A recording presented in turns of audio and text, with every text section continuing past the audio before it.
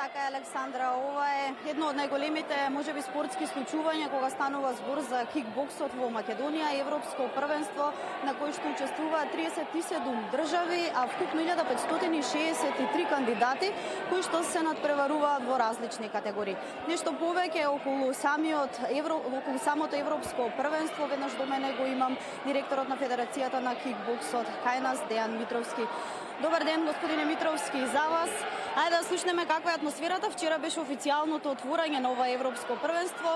Какви надпревари денеска се одржуваат тука, која е возраста на самите надпреварувачи? Атмосферата, како што гледате, сами е разгорена. Вчера беше отворањето помине во најдобар ред. Имаме победници, имаме и надпреварувачи наши што изгубиле борбите.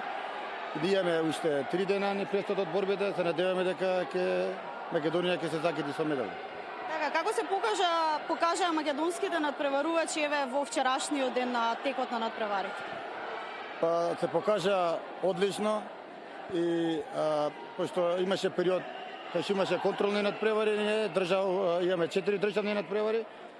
Тие беа сите активни, редовни на тренинзите, работеа со своите тренери и очекуваме да покажат успех. Бидејќи во некако последно време се популаризира овој спорт кај нас и достигнува поголеми успеси, каква е заинтересираноста на младите да се вклучат, да се запознаат со спортот и еве мене ме интересира дали девојчињата се вклучуваат во спортот да научат нешто повеќе за кикбоксот. Ова кикбоксот е спорт што се повеќе ја плени младината, како машката така и меѓу женската популација. И е многу големо помодарство кај девојките и се повеќе девојки го вежбат овој спорт. Што е за жал, машките одат се повеќе у некој, да не речам сега женски спортови, ама пак по-нежни или пак... А девојките идат у по-хард спортови. Сега не знам како да го кажам тоа, али малце за чудење, ама и фасцинатно е за почитари тоа што девојките више не се девојки, они се девојки, ама се јачеат у секој поглед, како психички, така физички и го сакат кикбоксот и општо боречките спортови.